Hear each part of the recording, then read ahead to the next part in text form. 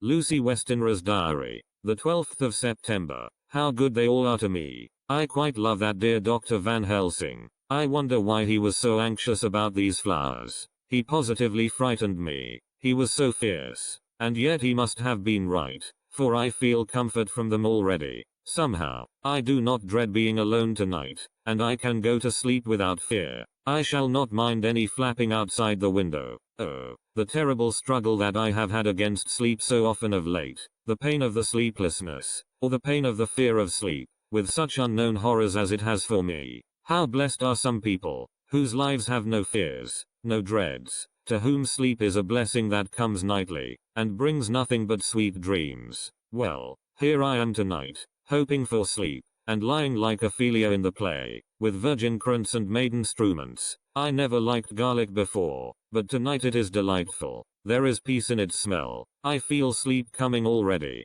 Good night, everybody. Dr. Seward's diary. The 13th of September. Called at the Berkeley and found Van Helsing, as usual, up to time. The carriage ordered from the hotel was waiting. The professor took his bag, which he always brings with him now. Let all be put down exactly. Van Helsing and I arrived at Hillingham at 8 o'clock. It was a lovely morning. The bright sunshine and all the fresh feeling of early autumn seemed like the completion of nature's annual work.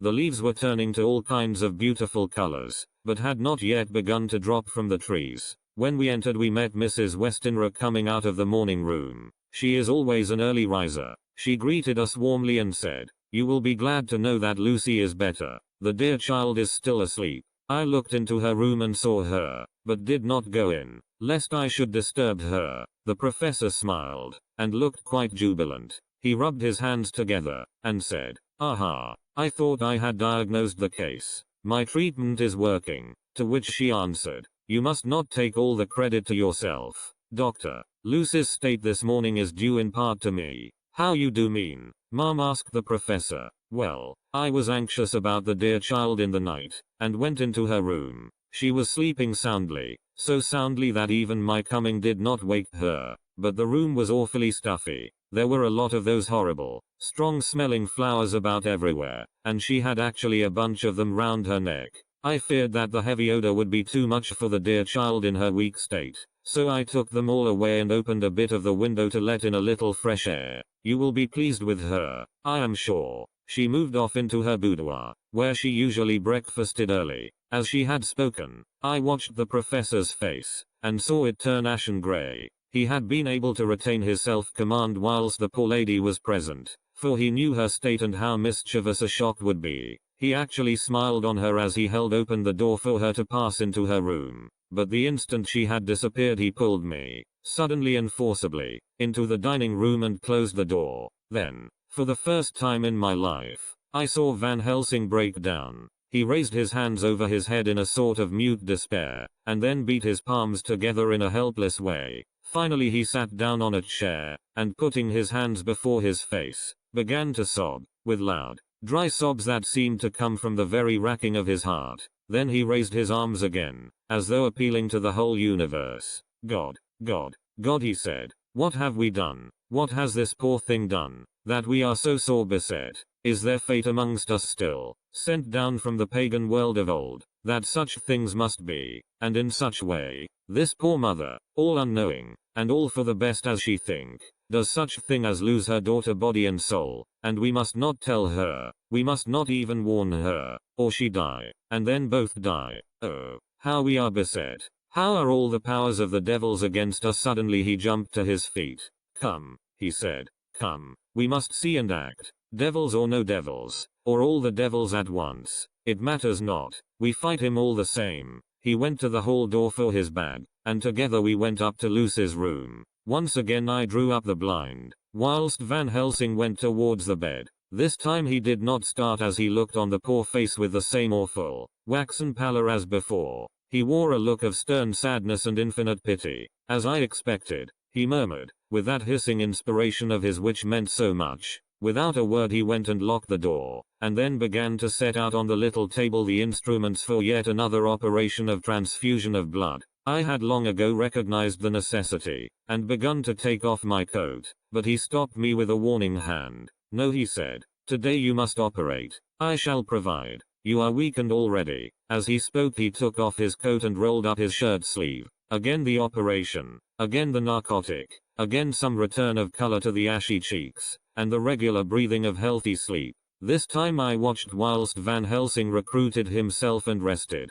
Presently he took an opportunity of telling Mrs. Westenra that she must not remove anything from Lucy's room without consulting him, that the flowers were of medicinal value, and that the breathing of their odor was a part of the system of cure. Then he took over the care of the case himself, saying that he would watch this night and the next and would send me word when to come. After another hour Lucy waked from her sleep, fresh and bright and seemingly not much the worse for her terrible ordeal. What does it all mean? I am beginning to wonder if my long habit of life amongst the insane is beginning to tell upon my own brain. Lucy Westenra's diary. The 17th of September. 4 days and nights of peace. I am getting so strong again that I hardly know myself. It is as if I had passed through some long nightmare, and had just awakened to see the beautiful sunshine and feel the fresh air of the morning around me. I have a dim half remembrance of long, anxious times of waiting and fearing, darkness in which there was not even the pain of hope to make present distress more poignant, and then long spells of oblivion,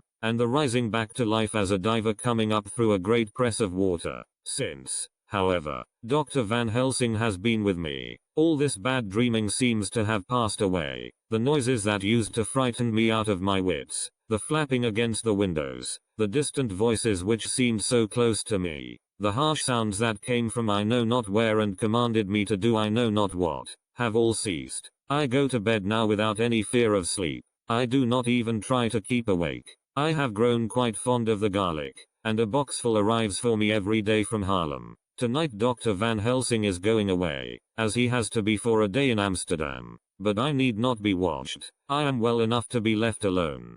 Thank God for mother's sake, and dear Arthur's, and for all our friends who have been so kind. I shall not even feel the change, for last night Dr. Van Helsing slept in his chair a lot of the time. I found him asleep twice when I awoke, but I did not fear to go to sleep again, although the boughs or bats or something napped almost angrily against the window panes. The Pall Mall Gazette, the 18th of September. The escaped wolf.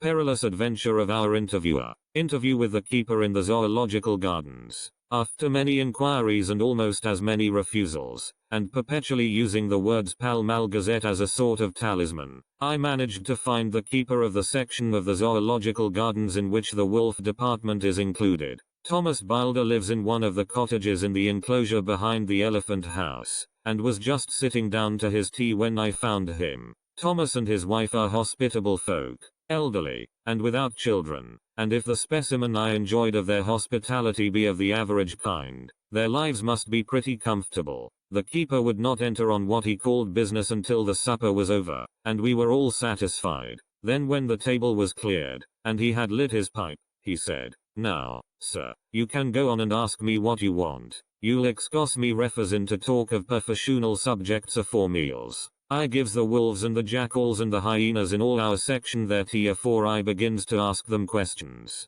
"How do you mean, ask them questions?" I queried, wishful to get him into a talkative humor. "Hittin' of them over the head with a pole is one way, scratchin' of their ears is another, when gents as is flush wants a bit of a show off to their gals. I don't so much mind the fust, the hittin' with a pole afore I chucks in their dinner, but I waits till they've had their sherry and coffee, so to speak, afore I tries on with the ear scratchin'. Mind you," he added philosophically, "there's a deal of the same nature in us as in them theer animals. Here's you a comin' and askin' of me questions about my business, and I that grumpy like that only for your bloomin' half-quid I'd a seen you blowed fust 'fore I'd answer. Not even when you asked me sarcastic like if I'd like you to ask the superintendent if you might ask me questions. Without offense did I tell ye to go to hell? You did. And when you said you'd report me for usin' of obscene language that was hittin' me over the head. But the half-quid made that all right. I weren't going to fight, so I waited for the food, and did with my owl as the wolves, and lions, and tigers does.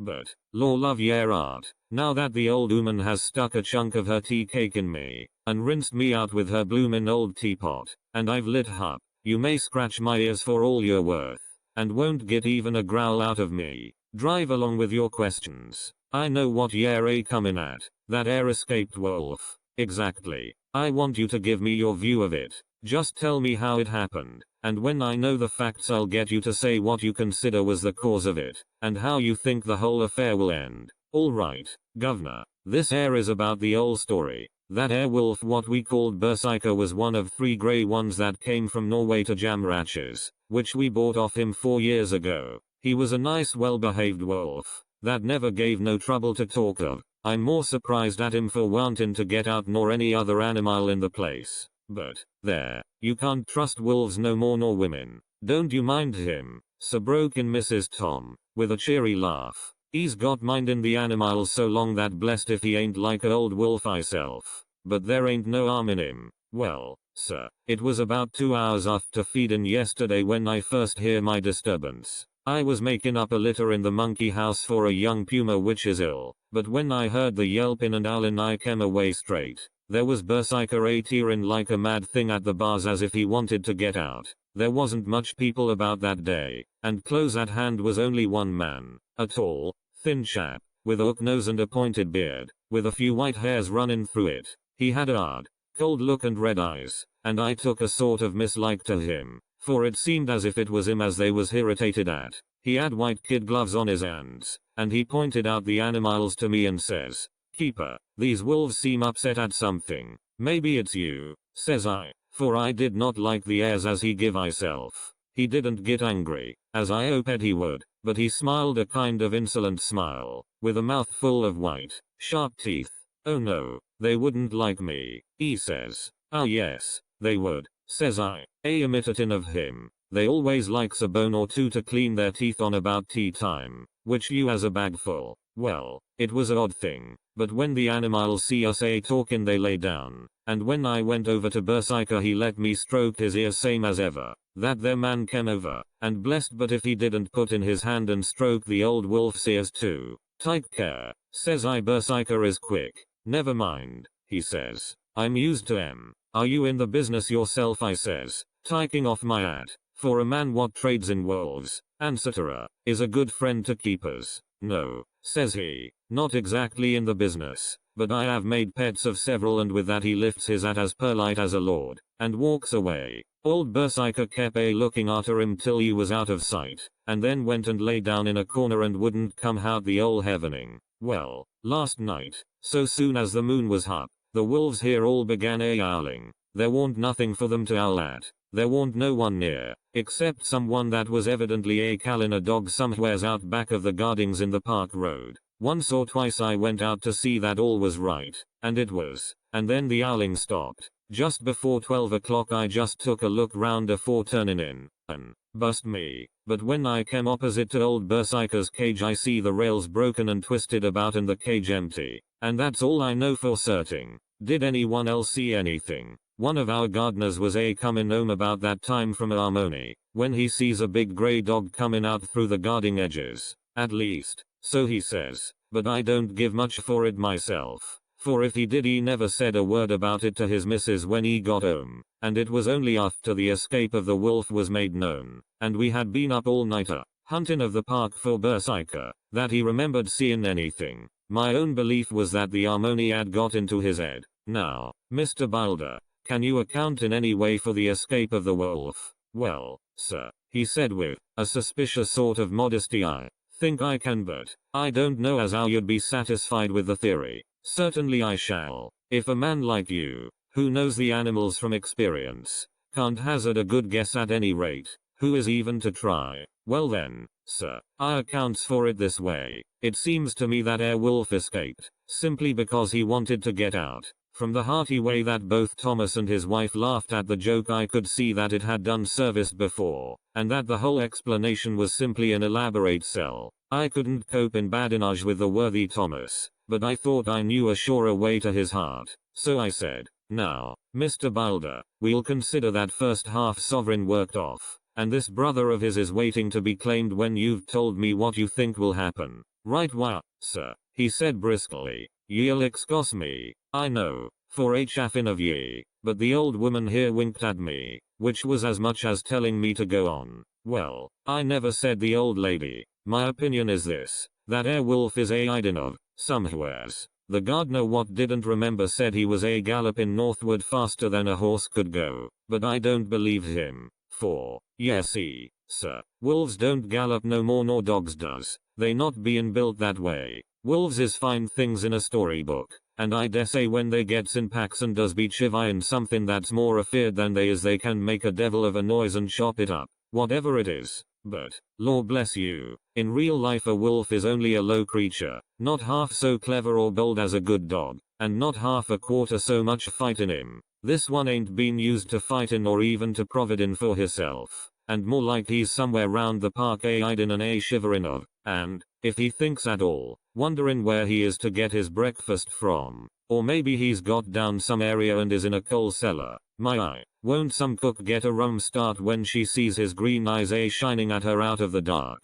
If he can't get food he's bound to look for it, and mayhap he may chance to light on a butcher's shop in time. If he doesn't, and some nursemaid goes walking off with a soldier, Levin of the infant in the perambulator, well, then I shouldn't be surprised if the census is one babby the less. That's all. I was handing him the half-sovereign, when something came bobbing up against the window, and Mr. Bilder's face doubled its natural length with surprise. God bless me, he said, if there ain't old Berserker come back by myself. He went to the door and opened it, a most unnecessary proceeding it seemed to me. I have always thought that a wild animal never looks so well as when some obstacle of pronounced durability is between us. A personal experience has intensified rather than diminished that idea. After all, however, there is nothing like custom, for neither Bilder nor his wife thought any more of the wolf than I should of a dog. The animal itself was as peaceful and well behaved as that father of all picture wolves, Red Riding Hood's quondam friend,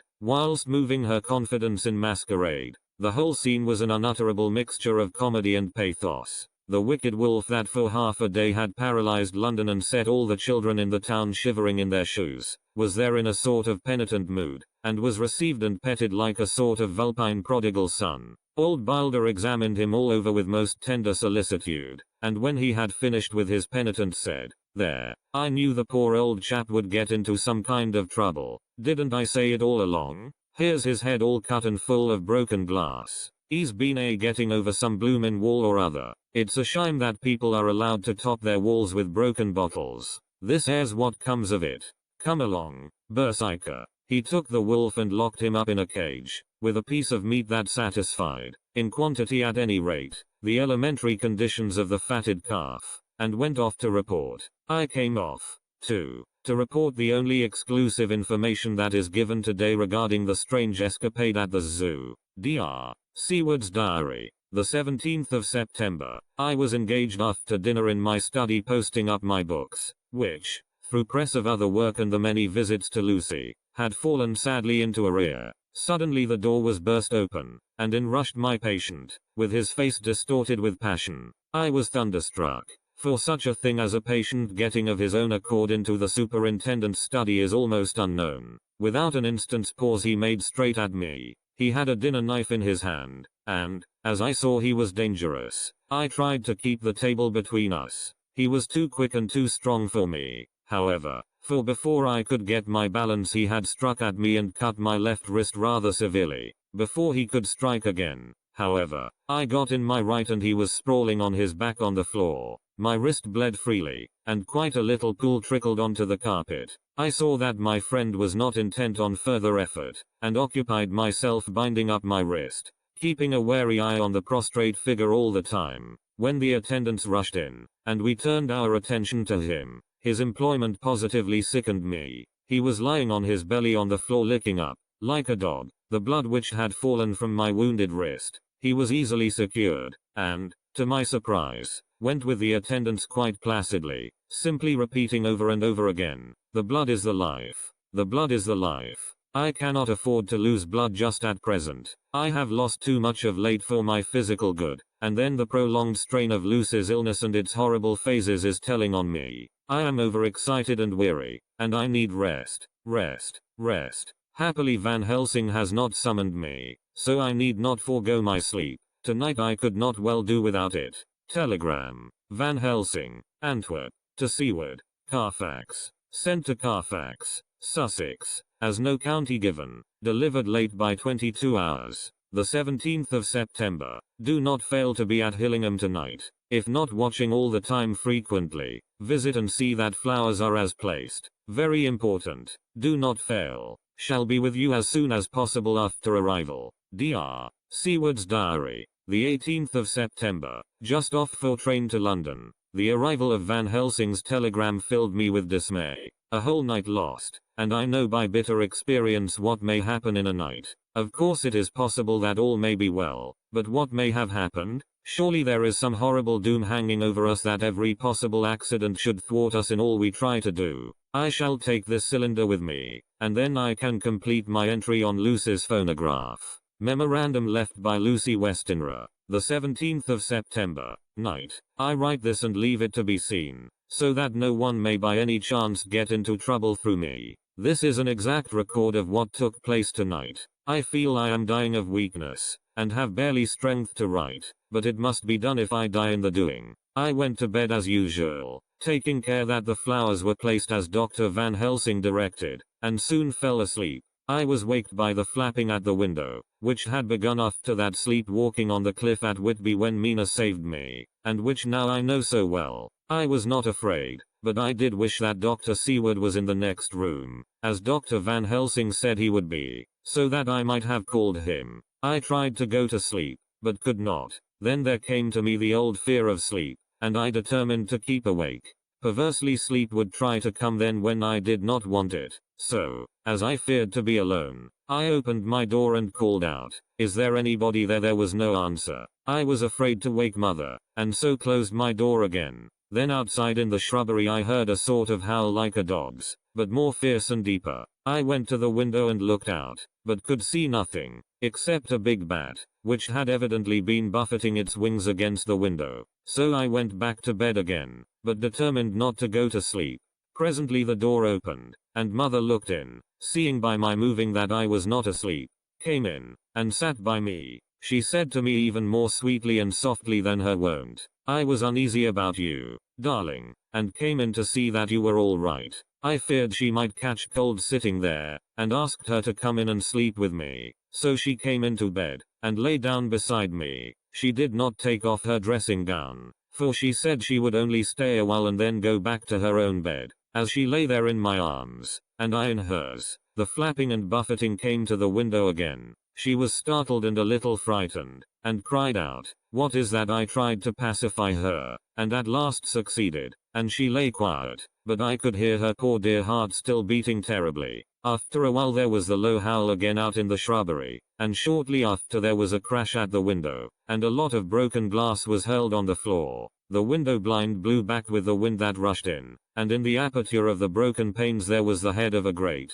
gaunt grey wolf. Mother cried out in a fright, and struggled up into a sitting posture, and clutched wildly at anything that would help her. Amongst other things, she clutched the wreath of flowers that Dr. Van Helsing insisted on my wearing round my neck, and tore it away from me. For a second or two she sat up, pointing at the wolf, and there was a strange and horrible gurgling in her throat. Then she fell over, as if struck with lightning, and her head hit my forehead and made me dizzy for a moment or two. The room and all round seemed to spin round. I kept my eyes fixed on the window, but the wolf drew his head back, and a whole myriad of little specks seemed to come blowing in through the broken window, and wheeling and circling round like the pillar of dust that travelers describe when there is a simoon in the desert. I tried to stir, but there was some spell upon me, and dear Mother's poor body, which seemed to grow cold already, for her dear heart had ceased to beat, weighed me down, and I remembered no more for a while. The time did not seem long,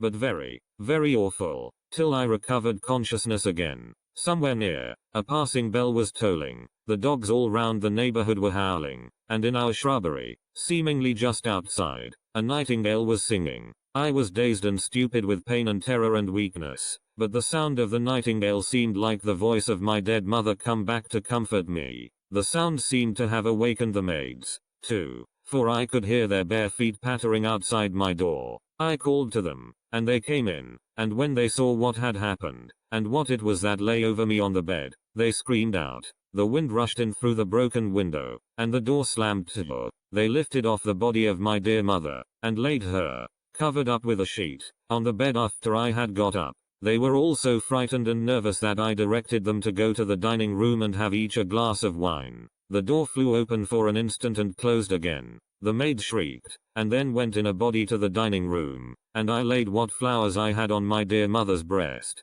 When they were there I remembered what Dr. Van Helsing had told me, but I didn't like to remove them, and, besides, I would have some of the servants to sit up with me now. I was surprised that the maids did not come back. I called them, but got no answer, so I went to the dining room to look for them. My heart sank when I saw what had happened. They all four lay helpless on the floor, breathing heavily. The decanter of sherry was on the table half full, but there was a queer, acrid smell about. I was suspicious, and examined the decanter. It smelt of laudanum, and looking on the sideboard, I found that the bottle which mother's doctor uses for her, did use, was empty. What am I to do? What am I to do? I am back in the room with mother. I cannot leave her, and I am alone, save for the sleeping servants, whom someone has drugged, alone with the dead. I dare not go out, for I can hear the low howl of the wolf through the broken window. The air seems full of specks, floating and circling in the draft from the window, and the lights burn blue and dim. What am I to do? God shield me from harm this night. I shall hide this paper in my breast, where they shall find it when they come to lay me out. My dear mother gone. It is time that I go too. Goodbye, dear Arthur. If I should not survive this night, God keep you, dear, and God help me.